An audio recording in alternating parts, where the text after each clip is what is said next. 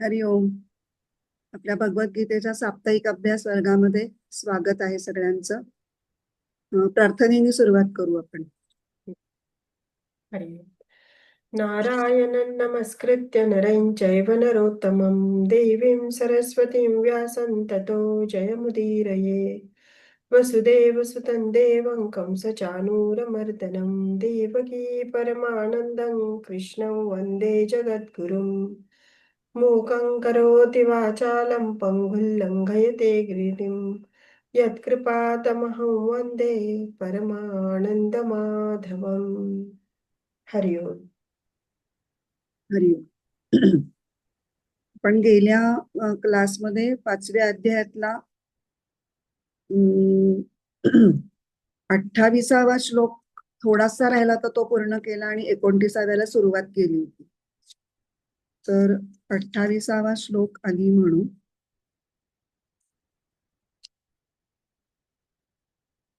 यतेंद्रिय मनोबुद्धिर्मुनिर्मोक्षपरायणः विगतेच्छा भयक्रोधो यः सदा मुक्त एव सः. आता गीताई मधला श्लोक म्हणते, आवरी मुनी मोक्षार्थी इंद्रिये मन बुद्धिजो सोडी इच्छा भय क्रोध सर्वदा सुटला चितो. ह्याच्यातलं यतेंद्रिय मनोबुद्धी हे पद आपण आधीच्याच क्लासमध्ये बघितलं होतं. तर यतेंद्रिय मनोबुद्धी यांनी यमनियमांचा निर्देश झालेला आहे. आधीच्या 27व्या श्लोकामध्ये प्रत्याहार, धारणा, प्राणायाम एवढ्या 3 गोष्टी झाल्या. यतेंद्रिय मनोबुद्धीनी यम नियम, इंद्रियांचं शमदम हे याचा उल्लेख झालेला आहे. आणि आता पुढचे 2 आपण मागच्या वेळेला बघितले होते. मुनिर्मोक्षपरायण, हा मुनी या शब्दानी ध्यानाचा निर्देश झालेला आहे. तर त्याच्यामध्ये आपण बघितलं होतं की मुनी हे एक मननात मुनीही आणि मौनात मुनीही असे मुनी या शब्दाच्या खाली मुळाशी 2 शब्द आपण घेत होते. मनन करणे हे ध्यानाचं अंग सांगणारा अर्थ आहे. आणि त्याच्याबरोबर सुबोधानंदांनी पण त्याला एक हे केलं होतं की मनन करतो तो कशासाठी, कारण की तो मोक्षपरायण असतो. आणि मनन कशाचं करतो, तर तो आत्म्याचं मनन करतो. तो ऍक्च्युअली विषय पुढचा 29व्या ह्याचा आहे, पण त्याच्याकडे येणारच होत नंतर. तर प्युरिटी ऑफ चॉईस किंवा वर्णशुद्धी ही पण त्या मोक्षपरायण या शब्दाने सांगितली जाते. असं आपण एक बघितलं होतं की तुम्हाला तुमची टॉपमोस्ट प्रायोरिटी काय आहे, प्राधान्य काय आहे, सगळ्यात महत्वाचं तुमच्यासाठी काय आहे. तर मुनीसाठी मोक्ष हा सगळ्यात त्याचं एकमेव लक्ष आहे. आणि म्हणूनच तो यतेंद्रिय पण पटकन होऊ शकतो, कारण त्यातला गोल सेट झाला की तुमचं पूर्ण व्यक्तिमत्व त्याला अलाइन व्हायला पाहतं. आपोआपच तुम्ही स्वतःला त्याला अलाइन करून घेता. आणि मग तो विगतेच्छा भय क्रोध हा सुद्धा होतो. विगत ज्याची इच्छा, भय आणि क्रोध या भावना निघून गेलेल्या आहेत त्याच्या चित्तातून, असा त्याचा अर्थ होतो. आणि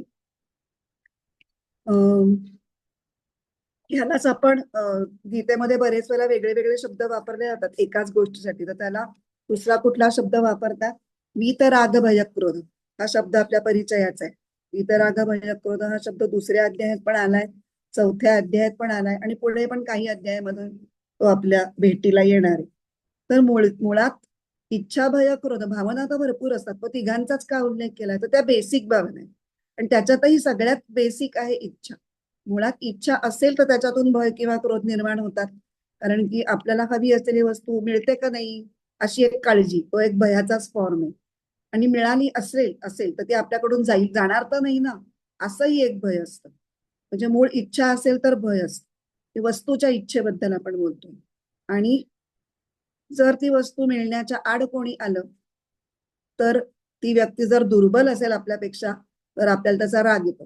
आणि जर ती आपल्यापेक्षा सशक्त असेल, बलवान असेल, तर आपण काही करू शकत नाही, राग येऊन काही उपयोग नसतो, पण तेव्हा आपल्याला त्याचं भय वाटतं. तसंच दुसरी एक महत्वाची इच्छा जी भयाला जन्म देते ती म्हणजे जगण्याची इच्छा. जगण्याची प्रत्येकाला अत्यंत एक चिवट इच्छा असते, आणि जोपर्यंत मी मेलं नाही पाहिजे, मी कायम राहायला पाहिजे असं वाटत असतं, तोपर्यंत मृत्यूचं भय हे सगळ्यांनाच असतं. म्हणून आपण एक वाक्य वाचलं होतं की जर वस्तूंची इच्छा निर्माण झालीच नाही तर जीवन आनंदमय होतं आणि जिवंत राहण्याची प्रबळ इच्छा राहिली नाही किंवा ठेवली नाही तर मृत्यू आनंदमय होतो. असं आपण विगतेच्छा भयक्रोधा बद्दल बोललो होतो. आणि अशा पद्धतीने जो इच्छा भयक्रोधापासून जो मुक्त झाला तो मुक्तच आहे. अशा प्रकारे 27 आणि 28 म्हणजे स्पर्शान कृत्वा बहिर्बाह्यांपासून ध्यानयोग प्रक्रिया सांगायला सुरुवात झाली. या सदा मुक्त एवसहा इथे ती संपली आणि मध्ये वेगवेगळ्या योगाच्या अंगांचा उल्लेख झालेला आहे. तर मी ते खूप संक्षिप्तपणे सांगितलेलं आहे. आता पुढचा 29वा श्लोक वाचू. भोक्तारं यज्ञ तपसां सर्वलोकमहेश्वरं सुहृदं सर्वभूतानां ज्ञात्वा मां शान्तिमृच्छति. भोक्ता यज्ञ तपांचा मी सोयरा विश्वचालक जाणून ह्या परी माते शांती सवरिला चितो. आता इथे मुनी मागच्या श्लोकातल्या मुनी या शब्दाने ध्यानापर्यंत गाडी आली आहे. आता इथे सुबोधानंद आपल्याला सांगतात की ध्यानाचा विषय पाहिजे ना एक, त्या ध्यानाच्या विषयाचा संकेत या श्लोकामध्ये केलेला आहे आणि तो 3 श्लोका म्हणजे ध्यानाचा विषय अर्थातच परमात्मा आहे. मग तो परमात्मा कसा असायला पाहिजे, कसा जाणून घ्या, तर तो या 3 पदांनी दाखवलेला आहे की भोक्तारम यज्ञ तपसाम सर्वलोक महेश्वरम आणि सुहृदम सर्वभूतानां. ही परमात्म्याची 3 लक्षणं आहेत आणि ही 3ही लक्षणं ही सगुण परमात्म्याची लक्षणं आहेत. आता मध्येच योगाचा योग प्रक्रिया सांगता किंवा ती जस्ट सांगून झाल्या आता सगुण परमात्म्याची लक्षणं देऊन सगुण भक्तीच्या अंगानी विवरण का सुरू केलं असेल या अध्यायाच्या शेवटी, असा प्रश्न आपल्याला नक्कीच पडलेलाच आहे. आणि त्याचं उत्तरही आपण विवेचनाच्या दरम्यान तुम्हाला मी देण्याचा प्रयत्न करणार आहे. त्याच्या आधी ही जी 3 लक्षणं आहेत ती आपण समजून घ्यायला सुरुवात केली होती. त्यातलं भोक्तारम यज्ञ तपसाम हे आपण बघितलं होतं. यज्ञांचा आणि तपांचा भोक्ता म्हणजे त्यांच्या फळांचा भोक्ता हा परमेश्वर आहे. आता तप हे सुद्धा कर्मच आहे आणि यज्ञ हे सुद्धा कर्मच आहे. तरी दोन्ही प्रकारच्या कर्मांचा एकत्र उल्लेख न करता वेगळे वेगळे उल्लेख करण्याची कारणं सुद्धा आपण बघितली होती. पहिल्यांदा यज्ञ म्हणजे काय, तर कर्तव्य कर्म ईश्वरार्पण बुद्धीनी करणं म्हणजे यज्ञ. यज्ञ हा गीतेतला यज्ञाचा अर्थ हा पारंपरिक यज्ञाच्या अर्थापेक्षा खूप निराळा आहे. ही यज्ञ संकल्पना आपण 3ऱ्या अध्यायापासून बघतोय. 3ऱ्या अध्यायात बघितली, 4थ्या अध्यायामध्ये तर वेगवेगळ्या साधनांना यज्ञ हा शब्द वापरला होता. की जे काही तुम्ही स्वतःच्या आत्म्याचं ज्ञान प्राप्त करून घेण्यासाठी स्वतःला उन्नत करण्याकरता तुम्ही जे काही करता आहात त्याला यज्ञ असं म्हटलेलं आहे. यज्ञाचे थोडे थोडे अर्थाच्या वेगळ्या वेगळ्या छटा आपण बघतो आहोत.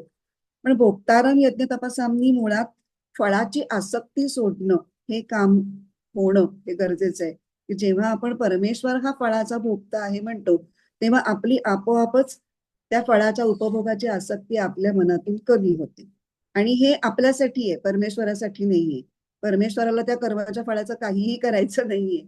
पण उपभोगात्मक दृष्टी जर आपली राहिली त्या फळाच्या बाबतीत तर आपला आत्मविकास हा बिघडणार आहे, त्याच्यामध्ये बाधा उत्पन्न होणार आहे. आपण पुन्हा पुन्हा कर्मबंधनामध्ये अडकणार आहोत. म्हणून अशा पद्धतीने परमेश्वराचं चिंतन करणं, परमेश्वराच्या एकेका गुणाचं चिंतन करण्यामुळे आपलं चित्त कसं शुद्ध होईल, आपला एम तो आहे. श्री भगवानच फळाचे अधिकारी भोगते आहेत. फळाचा प्रसाद ते काही मला जे काही मिळतंय ते भगवंतांनी मला प्रसाद रूपाने दिलेलं आहे. त्यामुळे त्याच्याविषयी कुरकुर वगैरे करण्याचा मला काही अधिकारच नाही. कुठलाही प्रसाद घेताना आपण त्याची चव बघतो का, फारशी नाही बघत. तो कमी मिळाला का जास्त मिळाला, मोठा तुकडा का छोटा तुकडा, एवढासा असला तरी आपण त्याच्यामध्ये अजून तुकडे करून वाटत असतो. म्हणजे जे आपल्याला मिळालं ते इतरांना वाटायचं असतं हे सुद्धा त्या प्रसाद भावनेनी आपल्या मनामध्ये पूर्ण त्याच्यामध्ये येतं. तर आणि चित्त जेवढं शुद्ध होईल तेवढं ज्ञान आपल्याला चांगल्या पद्धतीने ग्रहण होऊ शकणार. आणि मग तपाचा अर्थ बघितला होता आपण, संयम आणि साधना या 2 गोष्टींना तप म्हटलं होतं. आणि तपाची गरज कशासाठी आहे, तर आत्मस्वरूपाच्या ज्ञानाचा स्वतःच्या अंतःकरणामध्ये विकास होण्यासाठी. आणि हे सुद्धा कर्म यज्ञ भावनेनेच करायचं असताना वेगळं का सांगितलं गेलं? त्याची दोन कारणं बघितली होती. की एकतर तपकर्मांचा म्हणजे संयम आणि साधनेचा थोडा अहंकार हा जास्ती प्रमाणात आणि जास्त सूक्ष्म होतो म्हणून. आणि दुसरं कारण असं सांगितलं होतं की तपसाधना करण्याने मधूनच असं त्याला साधकाला वाटायला मी खूप केलंय, आता तो झालं, आता म्हणजे मला आता परमेश्वर मिळायलाच पाहिजे, आता आपण तयार झालो, असं खरं तयार झालेलं व्हायच्या आधीच वाटायला लागतं. आपण तयार झालो आहोत असं वाटणं इथेच थोडी गडबड आहे. कारण अपरिपक्व तुम्ही आहात, तुमच्या अपरिपक्वतेचंच ते लक्षण आहे असं म्हणतात. ते काहीतरी आहे ना एक पंक्ती, अधजल गगरी छलकत जाय. अर्ध भरलेली जी घागर असते त्याचा असा छुमुक छुमुक छुमुक असा खूप आवाज होतो, खूप आवाज होतो. पण जे पूर्ण भरलेला कुंभ असतो तो एकदम शांत असतो, कारण तो ज्ञानाने परिपूर्ण भरलेला असल्यामुळे त्याच्यात आपोआपच विनम्रता आलेली असते आणि तो अजिबात बोलून हे व्यक्त करत नाही का त्याच्या अपेक्षा सगळ्या आपोआपच निवलेल्या असतात. मी असा, मी तसा, त्याचा मीपणा गळालेलाच असतो ना ज्ञानामुळे. खरं ज्ञान झाल्याचं लक्षण काय? तेच आहे. त्यामुळे अशा रीतीने जेव्हा आपण भोक्तारम यज्ञ तपसान या भूमिकेतून परमेश्वराकडे बघतो, तेव्हा फळाची आसक्ती न ठेवता मनाने ते फळ ईश्वरार्पण करून आपलं कर्तव्य कर्म म्हणजे यज्ञ आणि साधना म्हणजे तप हे उत्कृष्ट केल्याने आपल्याला एक समाधान वाटतं. म्हणजेच आपला आत्माराम संतोष पावतो, असे शब्द वापरले होते. आणि हा आत्माराम म्हणजेच ईश्वर आणि तोच त्या संतोषरूपी फळाचा भुक्ता आहे. जो इथे म्हटलंय की भोक्तारम यज्ञ तपसाम, यज्ञ आणि तप करून आपल्याला जो संतोष वाटतो, अंतर्यामी शांती वाटते, तेच फळ आहे आणि तो अंतरात्मा हाच त्या फळाचा भोक्ता आहे. इथपर्यंत आपण बघितलं होतं. आता ह्याच भोक्तारम यज्ञ तपसाम या पदाच्या बाबतीत रामसुखदासांनी जे विचार मांडलेत तेही खूप थोडे वेगळे पण खूप छान आहेत आणि हा मुद्दा अधिक क्लिअर करणार आहे. आता यज्ञ आणि तप ही दोन्ही कर्म ही शुभ कर्म आहेत. तेव्हा जेव्हा केव्हा मनुष्य एखादं शुभ कर्म करतो तेव्हा तो ज्याच्या साहाय्याने ते शुभ कर्म करतो, कशाच्या साहाय्याने करतो? शरीर, मन, बुद्धी, इंद्रिय, बाकी काही साधन सामुग्री लागत असेल एखादं कर्म पार पाडण्यासाठी तर ते पदार्थ, तर या सगळ्यांना तो आपल्या मालकीचं, आपल्या हक्काचं मानतो. आणि ज्याच्यासाठी तो शुभ कर्म करतो त्या व्यक्तीला किंवा त्या प्राण्याला तो त्या कर्माचा भोगता मानतो.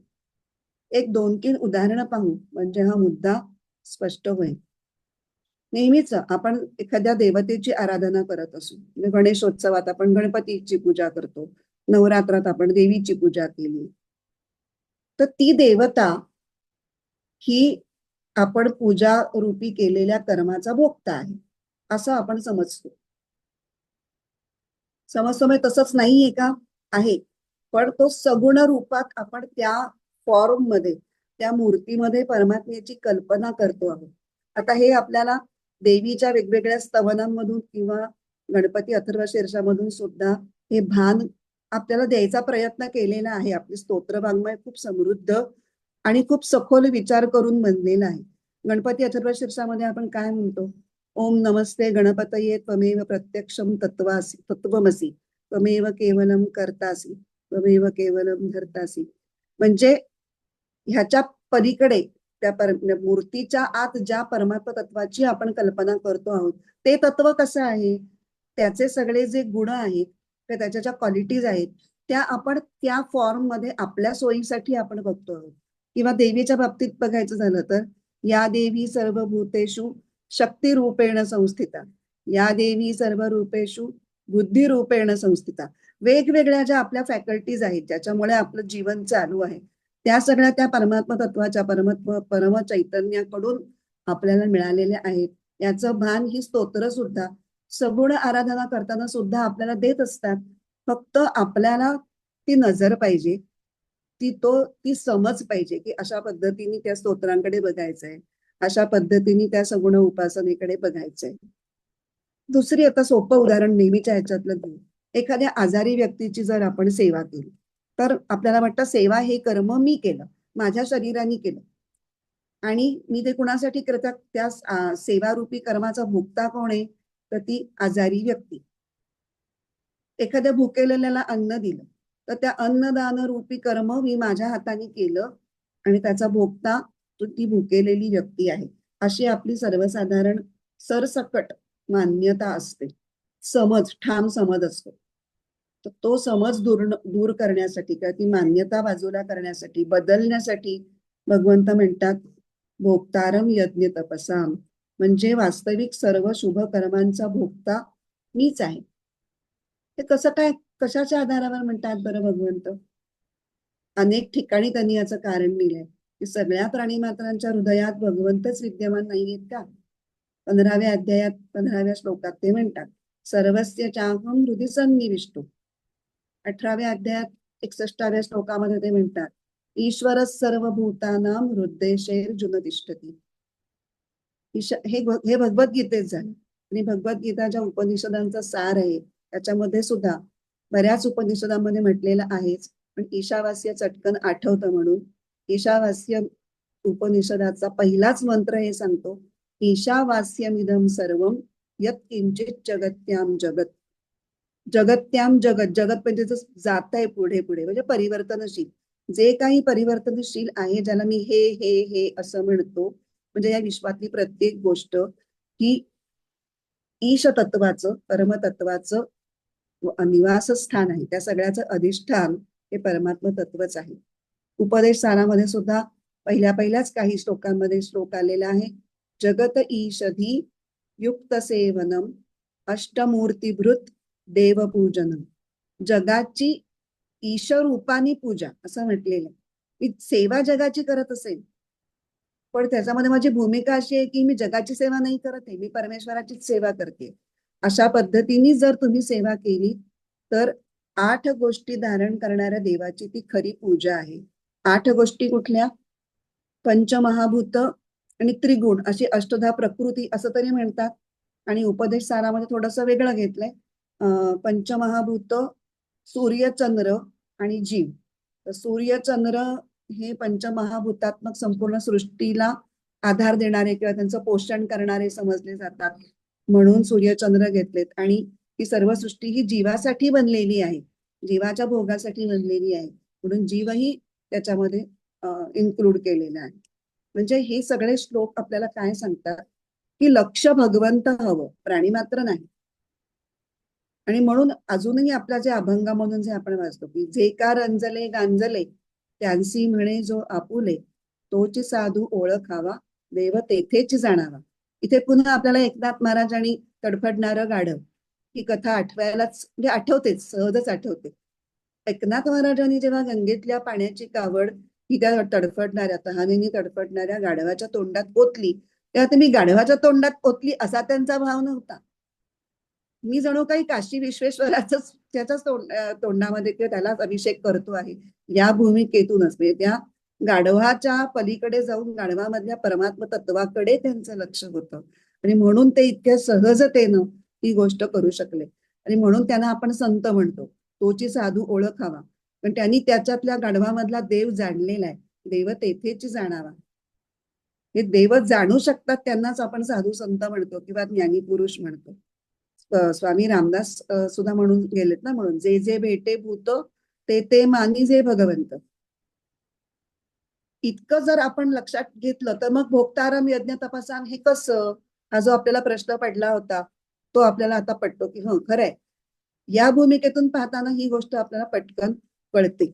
आणि दुसरी जी गोष्ट बघितली आपण की सामान्यपणे आपण ज्याच्या द्वारा, ज्या साधनांच्या द्वारा सेवा करतो किंवा कुठलंही कर्म करतो ती सगळी साधनं ही माझी आहे, माझ्या मालकीची आहेत असं मी समजतो. पण प्रत्यक्षात ही सर्व भगवंतांनीच मला दिलेली आहेत. त्यांना आपलं समजणं हे अज्ञानाचंच लक्षण आहे. आणि त्यांना आपलं आपण समजल्यामुळे काय होतं तर जे काही आपण शुभ कर्म करू ते आपल्याला बंधनात पडतं, कारण त्या कर्मफळाचा भोगता मी होतो. जेव्हा मी ते माझं समजत नाही, मलाही मिळालेलं आहे, हे खूप अवघड आहे. मी जरी बोलत असले तरी आपल्या मनात हे पक्क येणं, तशी धारणा सदैव आपल्या मनामध्ये राहणं हे खूप अवघड आहे. पण पुन्हा पुन्हा पुन्हा पुन्हा रामसुखदासांसारखे विचारवंत आपल्याला ते लक्षात आणून देतात की असा विचार करा, असा विचार करा. आणि ते पुन्हा पुन्हा वाचून कुठेतरी थोडस थोडस उशिरा का होईना आपल्याला आठवायला लागेल की प्रत्येक गोष्टीमध्ये आपलं इतका इतका ममत्व असतं की हे माझं आहे, हे मी केलं. ते कमी व्हायला कदाचित हे विचार पुन्हा पुन्हा ऐकण्याचा उपयोग आहे. आता आपण सारखं आतापर्यंत शुभकर्म बद्दलच बोललो, तर साहजिकच मग मनात येतं की मग फक्त शुभकर्मांचाच फळ भोगता आहे का परमेश्वर? तर अशुभ कर्मांचं काय? तर त्याच्याविषयी असं आपण विचार करायला पाहिजे की सर्व अशुभ कर्मांच्या मुळाशी काय असतं? कामना असते. काम एष क्रोध एष रजोगुण समुद्भवा महाशनो महापाप्मा. त्याच्यापासूनच सगळी अशुभ कर्मांच्या प्रेरणा निर्माण होतात. मग कामनांचा पूर्णपणे त्याग करून जर भगवंतासाठीच कर्म केलं तर मुळात अशुभ कर्म होणारच नाही. आणि शुभ कर्म यज्ञ तपसाम भोक्तारम या भूमिकेतून केल्यामुळे म्हणजे ईश्वरार्पण बुद्धीने केल्यामुळे कर्माशी संपूर्णपणे संबंध विच्छेद घडून येईल आणि मग परमशांती प्राप्त होईल. जोपर्यंत कर्मबंधन आहे तोपर्यंत परमशांती मिळणं अवघड आहे. अधूनमधून शांती येणारी जाणारी शांती मिळेल, पण कर्मबंधन तुटणार आहे ते कर्माचे संबंध तुटल्यामुळे. आणि तो संबंध तुटणार आहे तो भगवंताला आपण खरा तो कसा आहे हे जाणून त्याचं ध्यान केल्यामुळे. त्यातलं एक लक्षण आपण आता फक्त बघितलं, मुक्तारम यज्ञ तपसन. आता पुढचं लक्षण बघणार आहोत. सर्व लोक महेश्वरम. मी सर्व लोकांचा महेश्वर आहे असं मला जाणून ध्यान कर.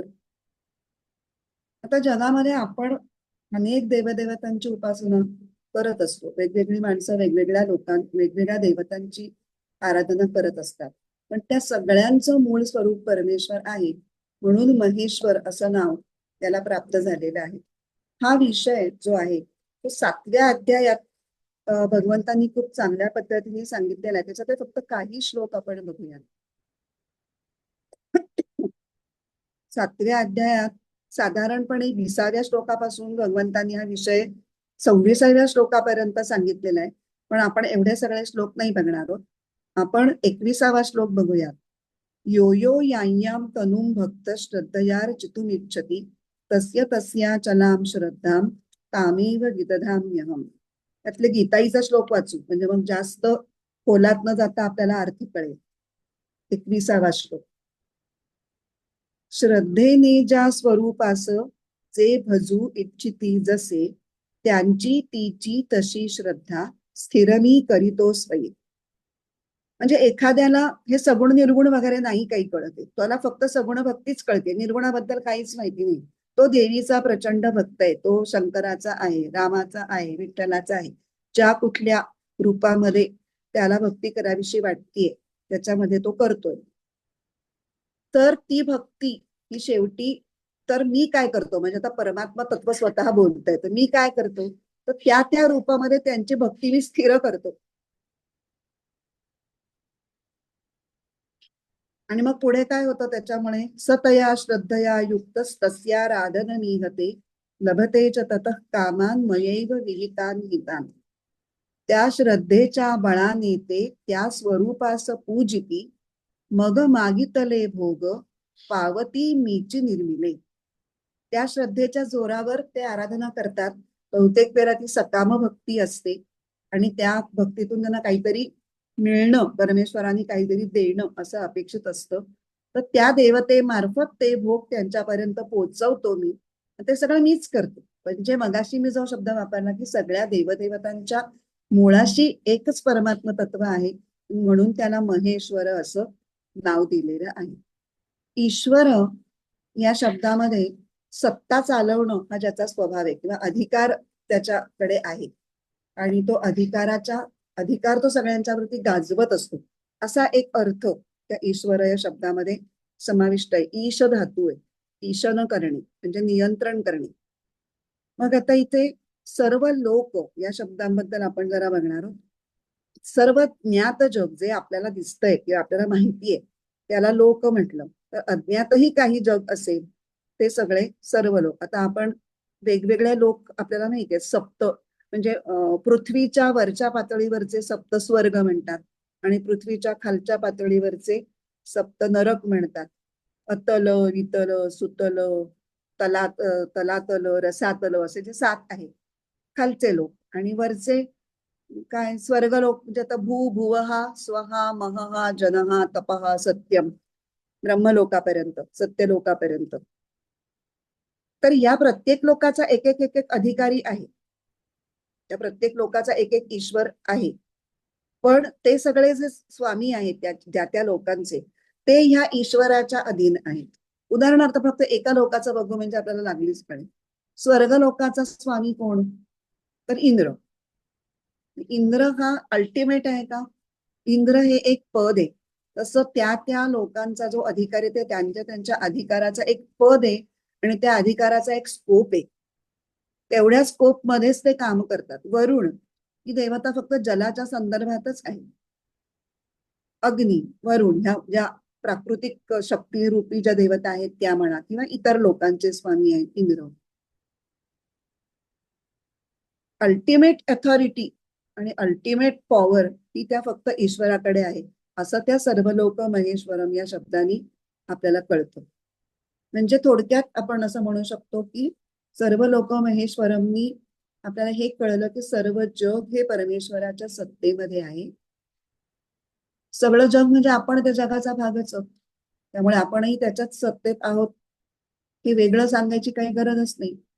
सर्वत्र त्याच परमेश्वराची सत्ता आहे आणि त्या सत्तेचं अधिष्ठान असलेला परमेश्वर देखील त्याच्या सत्तेसह आणि त्याच्या ऐश्वर्यासकट, त्याच्या अधिकारासकट सर्वत्र आहे आणि त्याच्यामध्येच आपण आहोत. त्यामुळे आपण जिथे कुठे असू तिथे आपल्या आत बाहेर हा परमेश्वरच आहे सत्तेसह. ही एक तत्वधारणा आपल्या मनामध्ये हे पद निर्माण करतं की त्याच्यामुळे, ह्या धारणेमुळे चित्तामध्ये ईश्वराच्या अस्तित्वाची जाणीव अखंड जागी राहणं शक्य होतं. त्या सगळ्याचा उद्देश आपल्याला जागरूक करणं आणि ध्यानासाठी सतर्क करणं आणि ध्येय विषयाचे सगळे आस्पेक्ट्स आपल्याला समजून देणं असा आहे. तर तो उद्देश मधून मधून आठवण करून देते कशासाठी हे चाललेलं आहे. आता आपण एकेका श्लोकाच्या विवरण, एकेका मुद्द्याच्या विवरणामध्ये ते भान कधी कधी सुटू शकतो. आता हे झालं. आणि जेव्हा आपण ध्यानयोगाचा अभ्यास करतो तेव्हा ह्या जाणीवेवर आपण लक्ष केंद्रित करता करता मग चित्त त्या जाणीवेने अखेर व्यापलं जातं. अशा प्रकारे सर्व लोक महेश्वर ही धारणा ही योगाभ्यासाला, म्हणजे ध्यानयोगाच्या प्रक्रियेला नक्कीच पोषक किंवा पुढे नेणारी आहे, उपकारक आहे. पण इथे भक्तिभावात्मक भूमिकेतून सुद्धा हा शब्द वापरलेला आहे. त्या भूमिकेतून पाहताना असा विचार आपल्याला त्याच्यात करता येईल किंवा असा अर्थ लावता येईल की परमेश्वराच्या सत्तेत आपण आहोत आणि आपली सगळी कर्म ही त्याची सेवा आहे. ही कुठल्या प्रकारची भक्ती होते? नवविधा भक्तीमधली ही दास्य भक्ती होते. तो स्वामी आहे, मी सेवक आहे, मी जे प्रत्येक कर्म करतोय ती त्याची सेवा म्हणून करत आहे. ह्या भावनेतून जे जे कर्म होतं त्या कर्मामुळे काय होतं तर कर्तृत्वाचा अहंकार झिजत जातो, कमी कमी कमी कमी होत जातो आणि मग फायनली नाहीसा होतो. आणि हा तिचा मुख्य परिणाम आहे. दास्य भक्तीने काय व्हायला हवं? तर दास्य भक्तीने अहंकार पूर्ण समूळ नष्ट व्हायला पाहिजे. मग ईश्वराच्या सत्तेने जग चालतं, आपलं शरीरही त्याच सत्तेने चालतं. आपल्याला प्राप्त झालेलं शरीर, मन, बुद्धी, साधन सामग्री, कर्म करण्याची प्रेरणा, हे सगळं काही माझं नसून ईश्वराचं आहे. आणि त्यामुळे मी कर्म करतो आहे असं नसून माझ्याकडून कर्म होत आहे. कर्तरी प्रयोग कर्मणी प्रयोगामध्ये गेला, माझ्याकडून हे होत आहे, मी साधन आहे. याच्यामुळे आपोआपच कर्माचं कर्तृत्व आपण ईश्वराला समर्पित करतो आणि त्यामुळे कर्तृत्वाच्या अहंकारापासून चित्त मुक्त होतं. आपण आधीचं जे बघितलं भोक्तारम यज्ञ तपसाम, यांनी आपण आपलं भोक्तृत्व परमेश्वराच्या चरणी अर्पण केलं. आता सर्व लोक महेश्वरम यांनी आपण आपलं कर्तृत्व परमेश्वराच्या चरणी अर्पण करणार आहोत. म्हणून गुरुदेव रानडे यांचं एक वाक्य आहे, I am a citizen of God's kingdom. हे वाक्य हे खूप बोलकं आहे आणि सर्व लोक महेश्वरमनी जे म्हणायचंय त्याचं फार सुंदर एक्सप्रेशन या वाक्यामध्ये आपल्याला सापडतं. जेव्हा मी असं म्हणते की I am citizen of God's kingdom, तर त्याच्यामध्ये मी योग्य वागणार आहे. सिटीझनला अधिकार असतात, तशी कर्तव्य असतात. मी माझी सगळी कर्तव्य नीट पार पाडणार आहे, हे एक कुठेतरी कमिटमेंट मी व्यक्त केलेली आहे. आणि मोठेपणा मी ईश्वराला देऊन टाकलेला आहे. मी त्या प्रभूचा मी दास आहे, ही स्पष्ट भावना तिथे व्यक्त झालेली आहे. आता हे झालं सर्व लोक महेश्वर. आता पुढे सुहृदम सर्वभूतानाम. सुहृद म्हणजे कल्याण करणारा, कल्याण इच्छिणारा आणि कल्याण करणारा. आता सर्व लोक महेश्वरम या पदाने आत्ताच काय सांगितलं की सर्व परमेश्वराची सत्ता आहे. हे ऐकल्यानंतर आपल्याला असं वाटतं की सत्ताधीश परमेश्वर कुठेतरी असा उंच वर बसलेला आहे, त्याच्यापर्यंत पोहोचणंही आपल्याला शक्य नाही. त्यांनी असा राजदंड हातात घेतलेला आहे, तो शिक्षा करण्याच्या पवित्र्यात आहे, शासन करण्याच्या पवित्र्यात आहे. तो खूप दूर आहे आपल्यापासून आणि तो खूप कठोर आहे. असा काहीतरी एक भाव त्या सर्व लोक महेश्वरमनी, थोडासा भीतीचा भाव निर्माण होतो. भीतीवरून आठवलं, तैत्तिरीय उपनिषदामध्येच असं म्हणलंय की, मला तो पूर्ण मंत्र नाही आठवत, सुरुवात फक्त आठवतीये.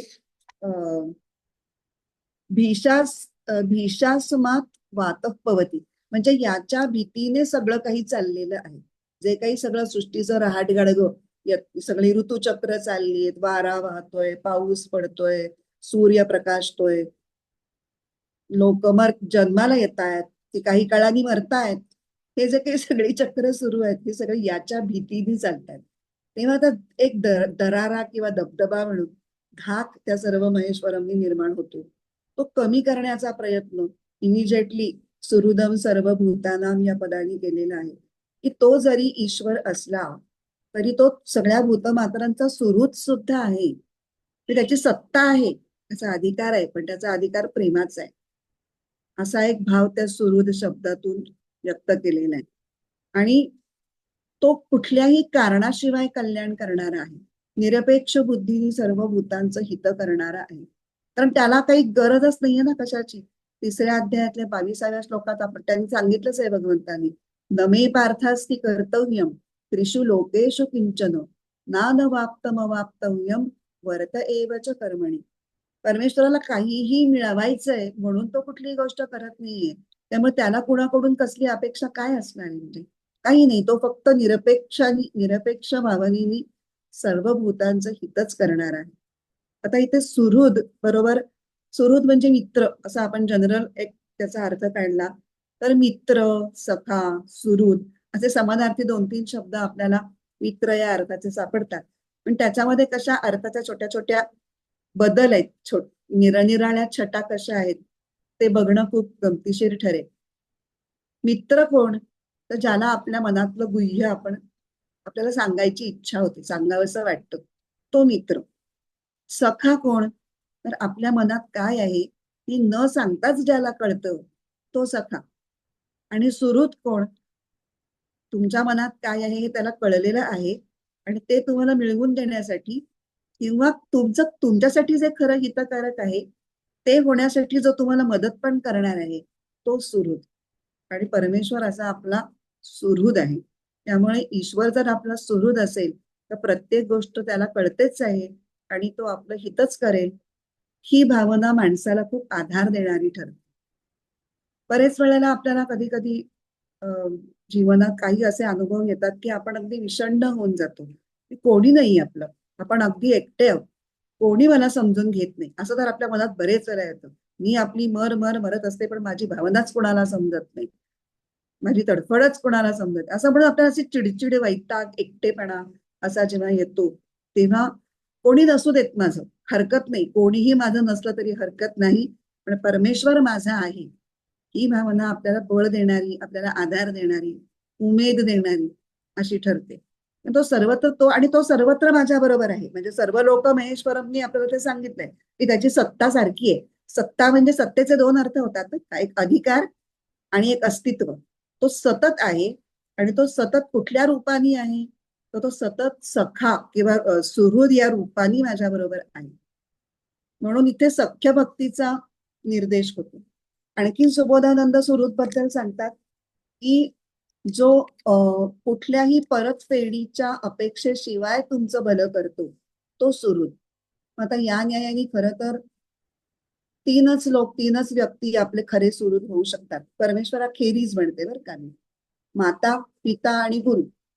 पण ह्या तिघांचा जरी आपण परमेश्वराची तुलना केली तर परमेश्वराच्या तुलनेत या तिघांचं सुहृद असणं हे रिलेटिव्हच आहे, सापेक्ष आहे.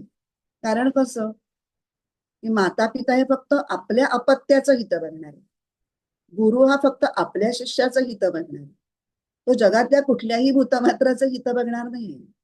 पण परमेश्वर मात्र तसा नाहीये. परमेश्वर जगातल्या सगळ्या भूतमात्रांचं हित बघणार आहे. म्हणून गोस्वामी तुलसीदास याच्या परमेश्वराबद्दल असं म्हणतात की उपकार करणं ही प्रभूसाठी क्रिया नाहीये. एक विशिष्ट ऍक्शन म्हणजे उपकार असं नाहीये प्रभूच्या बाबतीत, तो त्याचा स्वभाव आहे. पण तो स्वभाव आपल्या लक्षात कसा येतो की जेव्हा आपल्या काही क्रियांच्या किंवा कर्मप्रेरणाच्या बाबतीत तो आपल्याला आतून रोखतो किंवा आपल्याला टोकतो किंवा आपल्याला धोक्याची सूचना देतो. आपण त्याला म्हणतो आतला आवाज किंवा अंतःप्रेरणा. बऱ्याच वेळेला तो आतला आवाज आपण दाबून टाकतो आणि कारण तो श्रेयस्कर असतो आणि आपण प्रेयसाच्या मोहात असतो, त्यामुळे आपण त्याचं ऐकत नाही, तो भाग निराळा. पण तो आपल्याला थांबवण्याचा प्रयत्न करतो की हे बरोबर नाही, हा विचार बरोबर नाही, ह्या कृतीने त्रास होईल. असा आपल्या सगळ्यांचा अनुभव आहे ना, की असं आतून कोणीतरी आपल्याला नियंत्रण करणारा आहे असं आपल्याला लक्षात येतं. पण ह्या नियंत्रणाची अजून एक गंमत आहे की हे नियंत्रण एखाद्या राजासारखं नसतं. राजा नियंत्रण करतो म्हणजे कसं करतो, तो एकदम राजदंड उगारून दवंडीच पेटेल. हे हे हे असं असं व्हायलाच पाहिजे, हे करायचंच, हे करायचं नाहीच, केलं तर शिक्षा, अशा स्वरूपाचं नसतं. आता इथे तो मित्र या भूमिकेतून आहे ना, तो मग तो तुम्हाला धोक्याच्या सूचना देईल, काय करावं काय करू नये याचे सल्ले तो देईल. तुम्ही त्याचं ऐकलं तुमचा फायदा होईल, नाही ऐकलं तर तो काही जबरदस्ती करणार नाही.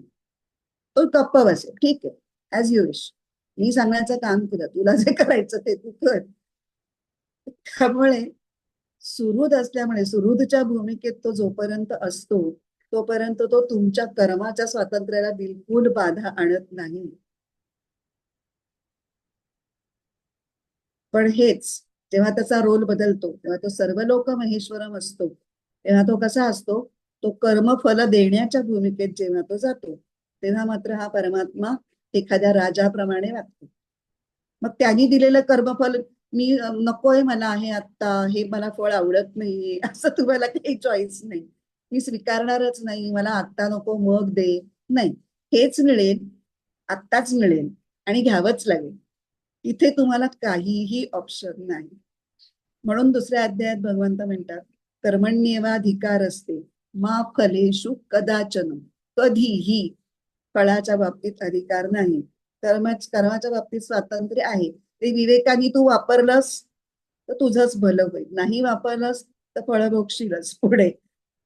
त्यामुळे सर्व लोक महेश्वरम या रूपात परमात्मा असा कर्मफलदाता शासक राजा असतो. म्हणून शंकराचार्य त्यांच्या भाष्यामध्ये सर्व लोक महेश्वरमसाठी वापरतात शब्द सर्व कर्म फलाध्यक्ष. तो अध्यक्ष आहे, त्याचा शेवटचा अल्टिमेटम आहे, व्हेटो पॉवर आहे त्याला. आणि सुहृदम सर्व भूतांच्या बाबतीत मात्र तो वेगळा शब्द वापरतात, ते म्हणतात सर्व प्रत्यय साक्षिणम. जो परमात्मा सगळ्यांच्या अंतःकरणातील सर्व प्रत्ययांचा एकमात्र साक्षी असतो. प्रत्यय म्हणजे काय, वृत्ती, वृत्ती विचार भावना, त्याच्यातल्या ह्या सगळ्यांना मिळून प्रत्यय असंच म्हणतात. पण तो सुहृद असल्यामुळे या वृत्ती तो फक्त पाहत नाही, म्हणजे साक्षी म्हणला की असं वाटतं तटस्थपणे बघतोय, तर तो त्या भूमिकेत इतका तटस्थ नसतो, तो बघतही असतो पण तो त्याच्याबद्दल बऱ्या वाईटाबाबत मार्गदर्शनही करत असतो, पण तो आग्रह धरत नाही. म्हणून या पदामध्ये सख्य भक्ती निर्देशित होते. आणि मगाचं आपलं जे पद होतं सर्व लोक महेश्वरम, त्यांनी दास्य भक्ती निर्देशित होते.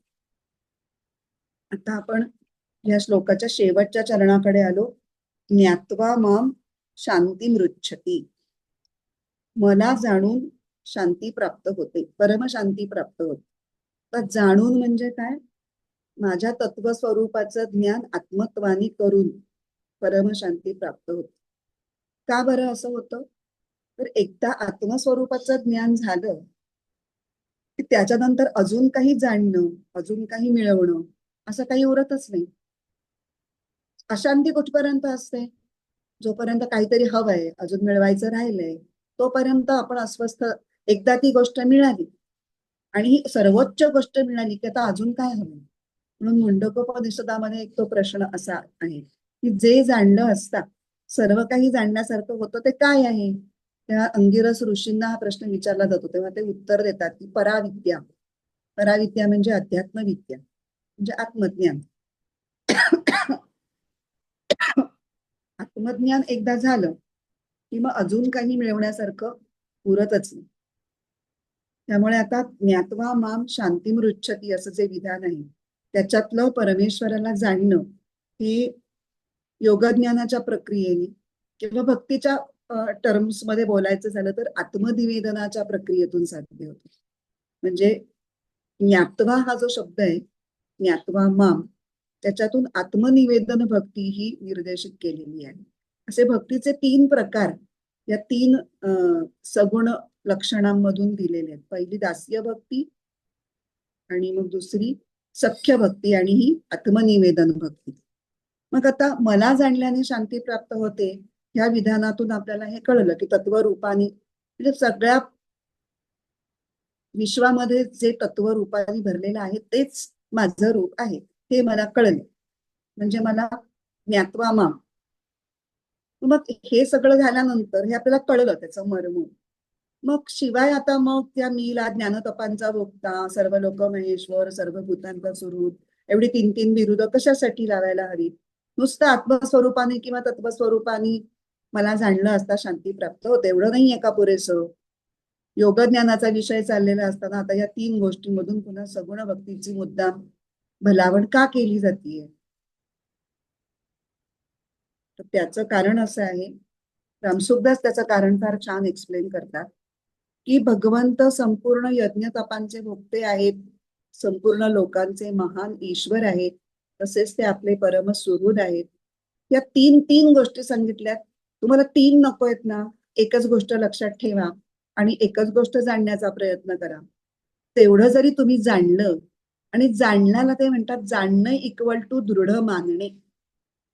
जाणणे म्हणजे अनुभवणे असा खरा अर्थ आहे, पण अनुभवायला आधी आपण ती गोष्ट मानायला पाहिजे.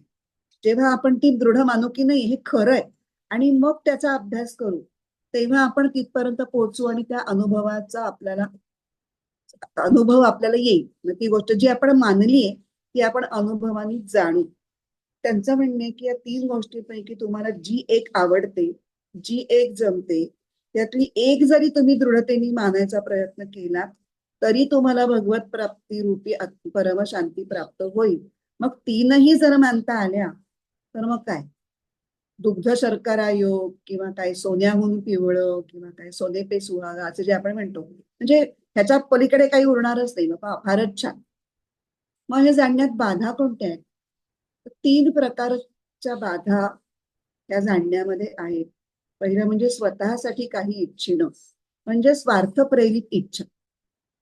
दुसरं आहे कोणत्याही वस्तूला आपलं समजणं, म्हणजे ममत्व. आणि तिसरी बाधा आहे भगवंताला आपलं न मानणं. या 3 मुख्य बाधा भगवत प्राप्तीच्या मार्गामध्ये आड येतात, बाधा उत्पन्न करतात.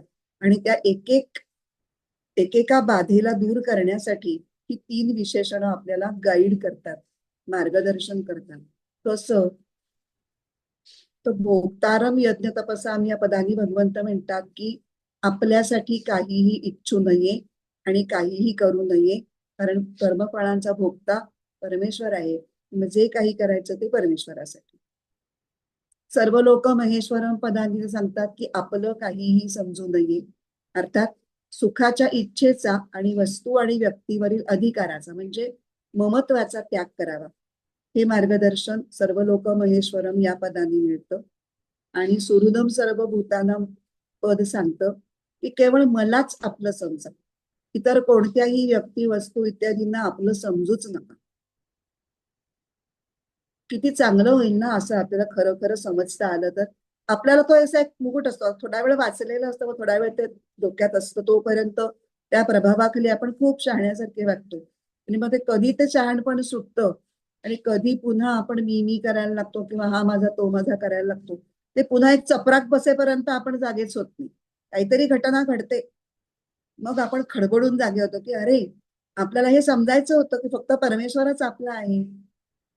तर ह्या तीनही गोष्टींपैकी एक गोष्ट जरी मानली तरी उरलेल्या दोन गोष्टी आपोआपच आपल्या अंगी बाणतात किंवा त्या दोन्ही आपोआपच आपल्याकडे आकृष्ट होतात किंवा आपल्याला ते मानायला जमायला लागतं आणि मग भगवत प्राप्ती होते. तर ही जी तीन पदं बघितली त्या पदांच्या विवरणामधून आपण बघितलं की या तीन भूमिकामधून होणारी चित्तशुद्धी आणि योगज्ञान यांचा परस्पर संबंध कसा आहे तो आपण बघितला की भोक्तृत्व सोडल्यामुळे कर्तृत्व सोडल्यामुळे आपोआपच चित्ताची शुद्धी व्हायला लागते. पण या भक्तिभावाच्या भूमिकाशी संबंधित न होता केवळ योग मार्गाने तत्वज्ञान प्राप्त होऊ शकणार नाही का, असा प्रश्न तरीही काही जण विचारतात. जो प्रश्न अर्जुनाने सुद्धा वेगळ्या पद्धतीने 12व्या अध्यायाच्या सुरुवातीला विचारला. आणि मग भक्तीचा भक्तिभाव पूर्ण ओतप्रोत भरलेला असा 12वा अध्याय भक्तीला व्हायलेला आहे. भक्तियोग असंच नाव आहे त्याचं. भक्तियोग सांगण्यासाठी भगवंतानी त्याला उत्तर दिलं की शक्य आहे, अशक्य नाही. भक्तीचा आधार कणभरही न घेता फक्त योग मार्गाने फक्त ज्ञान मार्गाने माझ्यापर्यंत पोहोचणं शक्य नाही असं नाही, पण ते अत्यंत अत्यंत कठीण आहे. ते एवढं का कठीण आहे, कसं कठीण आहे, हे थोडं आपण त्याच्यामध्ये खोलात जाऊन थोडा त्याचा विचार करूया. की ज्या वेळेला कोणीही साधक हा योग साधना करायला लागतो, आत्म्याचं स्वरूप समजून घेण्यासाठी प्रयत्न करायला लागतो, तेव्हा सुरुवातीच्या टप्प्यात त्याचं चित्त हे ते ज्ञान धारण करायला ग्रहण करायला पुरेसं समर्थन असतंच. त्याला जे काही ज्ञान होतं ते कसं असतं, वैचारिक स्वरूपाचं ज्ञान असतं. एक माहिती, एक इन्फॉर्मेशन एवढेच असं स्वरूप असतं. ते काही त्याला अनुभवातनं उमगलेलं असं नसतं. अगदी मी ब्रह्म आहे किंवा मी आत्मा आहे आणि आत्मा हेच ब्रह्म आहे अशी वाक्य पुन्हा पुन्हा अगदी जपासारखी घोकली तरी त्या घोकणाऱ्या व्यक्तीला काय आत्मज्ञान होणार आहे का? कारण ती घोकणारी व्यक्ती तो एक वेगळा आत्मा आहे असे वेगळेपणानेच तो ब्रह्मत्वाची फक्त पोपटपंची करतोय. व्यक्तिमत्वाचं म्हणजे मी हा जो एक व्यक्तिमत्व आपला आहे, सगळं शरीर मन बुद्धी यात सगळ्या अंगांनी मी स्वतःला मी असं समजतो आणि आपल्याला स्वतःच्या अस्तित्वाची एक वेगळी जाणीव असते. ती योग प्रक्रिया आपल्याला साधायला लागून जोपर्यंत आत्मस्वरूपामध्ये पूर्ण विलीन होत नाही तोपर्यंत आपलं आत्मतत्वाशी काही तादात्म्य होऊ शकणार नाही. तो अनुभवजन्य ज्ञान आपल्याला येऊ शकणार नाही. आणि ती स्थिती येईपर्यंत साधकाचं जे काही ज्ञान असतं ते कसं असतं, तर आरशातल्या प्रतिबिंबासारखंच. आरशातलं प्रतिबिंब दिसायला तर व्यवस्थित दिसतं, पण ते खोटच असतं ना, ते काही खरं नसतं, भासमानच असतं ते. मग ज्या आरशामध्ये प्रतिबिंब पडतं, इथे कुठला आरसा आहे, अंतःकरण रूपी आरसा आहे. तो अंतःकरण रूपी आरसा जोपर्यंत विलयाला जात नाही, म्हणजे अंतःकरणाशी जे आपलं तादात्म्य असतं, म्हणजे मनबुद्धीशी जी आपली एकरूपता असते ती जोपर्यंत लयाला जात नाही तोपर्यंत साधक स्वतःकडे बघणार नाही. म्हणून आपण ज्ञानेश्वरीच्या त्या ओवीमध्ये पाहिलं होतं की पाठमोरी दिठी इकडून स्वतःकडे बघणं, ते इथे आठवा. जेव्हा योग प्रक्रियेमध्ये तुम्ही पारंगत व्हाल तेव्हा किमान म्हणजे काही प्रमाणात प्रगत व्हाल असं म्हणू आपण, तर ध्यानाच्या वेळी तरी सगळ्या वृत्तींचा व्यापार सर्व वृत्ती शांत होऊन ध्यानकर्ता स्वरूपामध्ये स्थित होईल. योग जोपर्यंत तुम्ही ध्यानाला बसलेला आहात तोपर्यंत तरी तुमचा वृत्तींचा व्यापार थांबलेला आहे, म्हणजे तुम्ही मनबुद्धीपासून डिटॅच झालेला आहात. ते तादात्म्य आता काही काळापुरतं तरी तुमचं संपलेलं आहे. पुढे ही स्थिती ध्यान नसताना, ध्यान करत नसताना आणि व्यवहारात वावरत असताना सुद्धा जेव्हा तुमची टिकायला लागेल तेव्हा तुम्हाला खरं म्हणजे हे आत्मज्ञानाची स्थितीमध्ये तुम्ही स्थिरावणार आहात. पण हे जे काही सगळं होणार आहे त्याला खूप म्हणजे ते एका दिवसात एका बैठकीत मी एकदा ध्यानाला बसलो आणि मी उठलो मग काही स्वतःचं भानच राहिलं नाही वगैरे असं काही होणार नाही. असं काही होत नसतंच जनरली. त्याच्यासाठी खूप दीर्घकाळ निरंतर मनापासून आणि न कंटाळता उत्साहाने प्रयत्न करावा लागतो. आणि हे सगळं म्हणजे आपण समजा ध्यानाची रोज प्रॅक्टिस करतोय आणि त्याच्यामध्ये आपली जरा गती वाढते की मी 15 मिनिटं बसू शकत होतो त्याच्यापेक्षा मी आता 20 मिनिटं बसू शकतो किंवा अर्धा तास बसू शकतो. अर्धा तास मी प्रत्यक्ष फिजिकली बसलो तर माझं ध्यान लागण्याची काही जी वेळ असेल ती थोडी थोडी वाढतीये वगैरे वगैरे. तरी हा ध्यानाभ्यास काय आपण दिवसभर करतो का? नाही. आपल्याला बाकी सगळं जीवन आपलं चालूच असतं की नाही. इतर वेळेला ध्यानाभ्यास जेव्हा करत नाही तेव्हा आपलं काय काय चालू असतं. तेव्हा आपली सगळी इंद्रिय गप्प बसलेली नसतात. त्यांचे विकार, त्यांच्या इच्छा, त्यांच्या डिमांड्स, आपल्या यश अपयशाच्या कल्पना, बाकीचा सगळा संसार, त्याच्यातील जे काही खालीवर होत असतं चढ उतार, त्याच्यातनं आपल्याला मिळणारी सुख दुःख, त्याच्यातून आपल्याला निर्माण होणारी मानसिक भावनिक आंदोलन, हे सगळं ह्या सगळ्यामध्ये असे आपण असे असतो म्हणजे सगळ्याच्या गराड्यामध्ये पडलेलो असतो ऍक्च्युअली. आणि त्या सगळ्यांना तोंड हे द्यावंच लागतं कारण ते प्रारब्ध कर्माने सगळं आपल्या भोवती गोष्टी घडत असतात. त्या सगळ्याला तोंड देताना मी आत्मा आहे हे एक वैचारिक ज्ञान तुम्हाला आधार देऊ शकतं का? तर नाही देऊ शकत. ते तुम्हाला आठवत सुद्धा नाही त्यावेळेला खरं सांगायचं. कारण ते वरवरच असतं ते आतपर्यंत पोचलेलंच असतं त्यामुळे ते हाताशी नसतंच अवेलेबल. मग अशा वेळेला तुम्हाला जो आधार लागतो त्या सगळ्या परिस्थितींमधून सही सलामत बाहेर सुटण्यासाठी तो आधार द्यायला ही 3 पदं काम करतात. सर्व लोक महेश्वरम सुहृदम सर्वभूतानम. आणि म्हणून ती सगुण परमेश्वराचा आधार लोकांना घेता यावा आणि घेता येतो हे सिद्ध झालेलं आहे. म्हणून त्या सगुण भक्तीकडे वळवले जाता जाता. आणि ते खूप नॅचरल असतं माणसासाठी. पण लहानपणापासून आपल्या मनामध्ये सहजच एक देवभावना असते आणि तिचा आपण कळत नकळत आधार सुद्धा घेत असतो. आपण आपल्या लहान मुलांना सांगितलेलं आठवत असेल तुम्हाला किंवा आपल्याला आपल्या आई वडिलांनी सांगितलेलं आठवत असेल. असं वागायचं नाही हो देव बाप्पा बघत असतो तो शिक्षा करेल मग.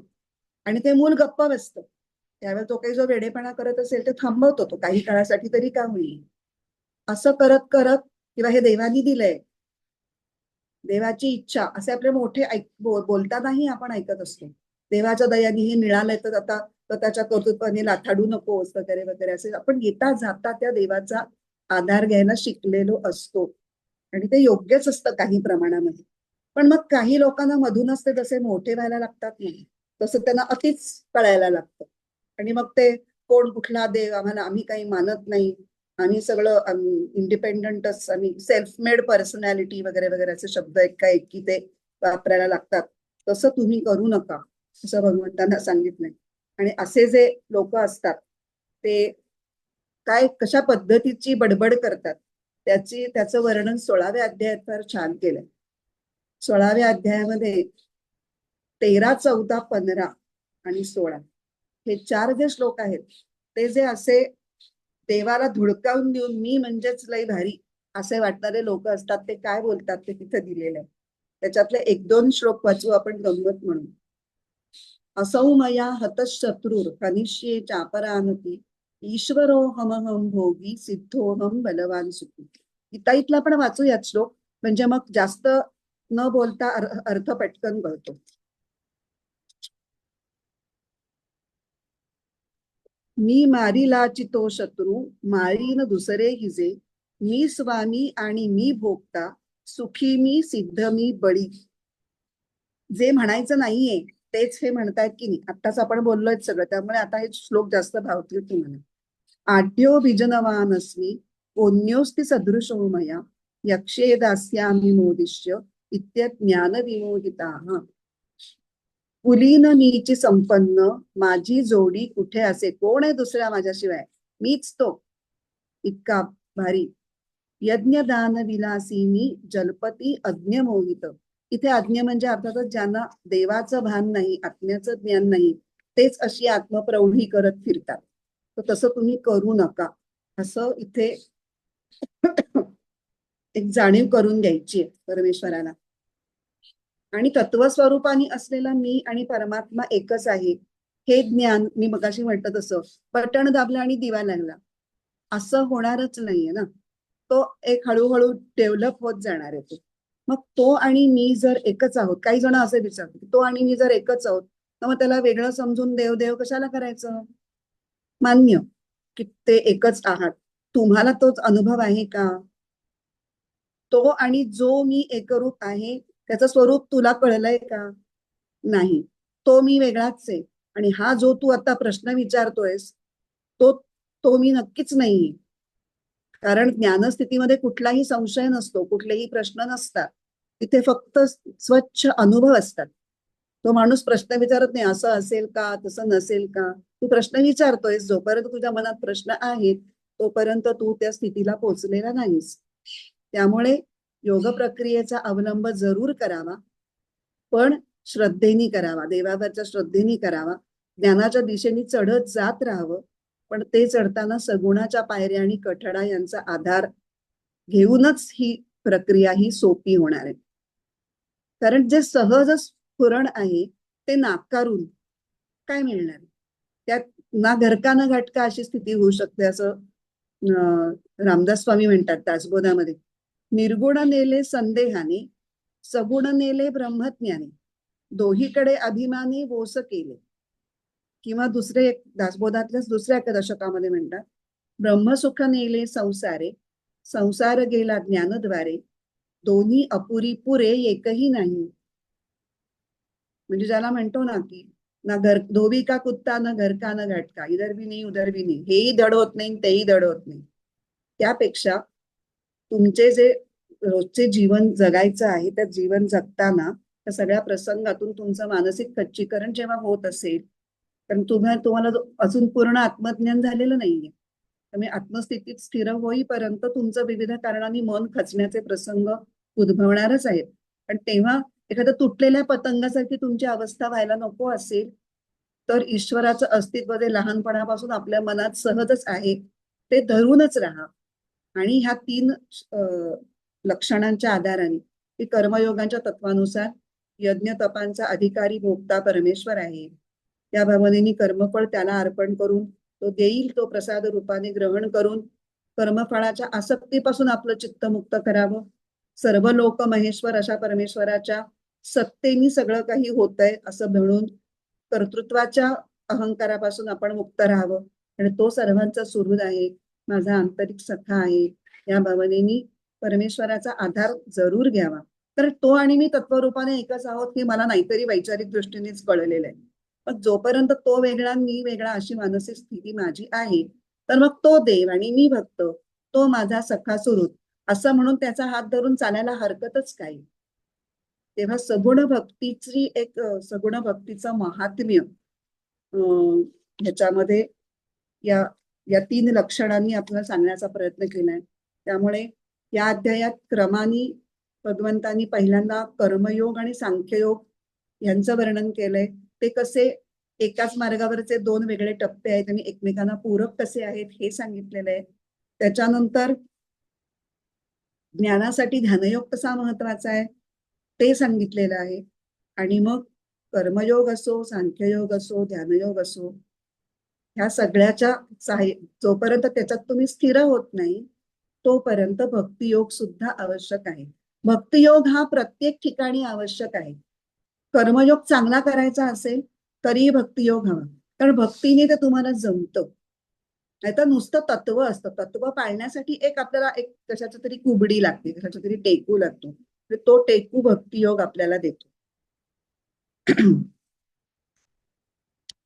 आता आपलं विवेचन झालंय. ज्ञानेश्वरीच्या फक्त 3 ओव्या आहेत, पण आता 5 वाजलेत, तर अजून 5 मिनिटं घेतील चालणार असेल तर त्या 3 ओव्या आपण वाचून पूर्ण करू, म्हणजे 5वा अध्याय आपला पूर्ण होईल. चालणार आहे? चालेल चालेल. ओवी 158 ते 160.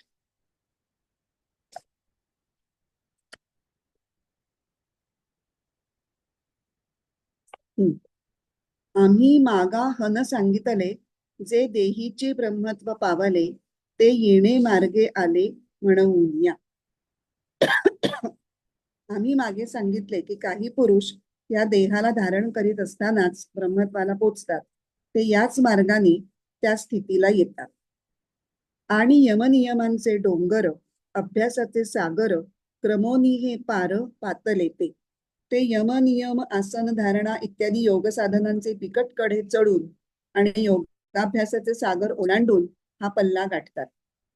तीही आपणपे करुनी निर्लेप, प्रपंचाचे घेतले माप, मग साच शांतीचेची रूप होऊन ठेले. ते आत्मसाक्षात्काराच्या बळाने हा सारा प्रपंच स्वतः निर्लेप राहून चालवतात आणि स्वतः प्रत्यक्ष शांत रसच होऊन राहतात. पुढे अनेक ओव्या आहेत, पण ती थोडी पुढच्या अध्यायाची प्रस्तावना आहे. आणि एक अर्जुन श्रीकृष्ण यांच्यामधला एक छान संवाद आहे. तो गंमत म्हणून तुम्ही जरी घरी वाचलात तरी हरकत नाही. मी याच्यातल्या या 159 आणि 160 या ओव्यांवरच फक्त 2-4च वाक्य बोलणार आहे. इथे त्यांनी ना, जर लक्षात आलं असेल तर, आपण या या 3 लक्षणाबद्दल जे एवढं बोललो, पण ज्ञानेश्वरांनी काहीही भाष्य केलेलं नाहीये त्याच्यावरती. गंमत म्हणजे ही मला गंमतच वाटली. पण का केलं नसेल तर योगज्ञानाचा विषय चाललाय, त्यामुळे योगज्ञानाची समरीच त्यांनी 159 मध्ये केली की यमनियमांचे डोंगर, अभ्यासाचे सागर. यमनियमांचा फक्त उल्लेख केलाय आणि अभ्यास याच्यामध्ये बाकी सारी अष्टांगांचा अभ्यास, योगाच्या उरलेल्या अंगांचा अभ्यास. आणि हे डोंगर आहे, म्हणजे डोंगर चढण्यासारखं ते कसं अवघड आहे हे त्यांनी त्याच्यात दाखवलंय. आणि मग ते सगळं चढण चढून मग ते इथे पोचले, या स्थितीपर्यंत पोचले. आणि तीही आपण पे करूनी निर्लेप, इथे तीही हा जो शब्द आहे ना, तो ह्या 3 गोष्टींसाठी वापरलाय. यज्ञतपांचा भोगता, सर्व लोक महेश्वर आणि सर्व भूतांचा सुहृद, ह्यांच्या सहाय्याने त्यांनी स्वतःला निर्लेप केलंय. कशापासून? कर्मफळाच्या आसक्तीपासून आणि कर्तृत्वाच्या अहंकारापासून. आणि प्रपंचाचे घेतले माप. माप घेतलंय म्हणजे काय? त्यांनी प्रपंचाचा आढावा घेतलाय, त्यांना त्याला मोजलंय. कशासाठी? की प्रपंचात सुख देण्याची क्षमता खरंच किती आहे बाबा. मग त्यांना कळलं की ती सुख देण्याची क्षमता ही अगदीच अल्पकालीन आहे, तात्पुरती आहे, देहापुरती आहे. त्यामुळे त्याच्यात गुंतण्या एवढं काही महत्वाचं नाहीये. हे कळल्यामुळे त्यांनी ते पार केलं आणि ते निर्लेप झाले. आणि मग साचासेची रूप होऊन ठेवले. साच म्हणजे सत्य, सत्य तत्वाच्या रूपच त्यांनी घेतलं, म्हणजे ते सत्य तत्वाशी एकरूप होऊन राहिले. म्हणजेच ब्रह्मनिर्वाण ही जी स्थिती 24, 25, 26 मध्ये आपण ऐकली, शिकलो, ती स्थिती प्राप्त करून घेऊन ते सत्य तत्वरूप होऊन राहिले. इथे आपला 5वा अध्याय आता पूर्ण झालेला आहे. पुढचा सोमवार दिवाळीतलाच असणार आहे, त्यामुळे तेव्हा सुट्टीच असणार आहे. प्रार्थना म्हणून आपण थांबूयात. ओम पूर्णमद पूर्णमिदं पूर्णात् पूर्णमुदच्यते पूर्णस्य पूर्णमादाय पूर्णमेवावशिष्यते. ओम शांती शांती शांती. हरिः ओम. श्री गुरुभ्यो नमः. हरिः ओम.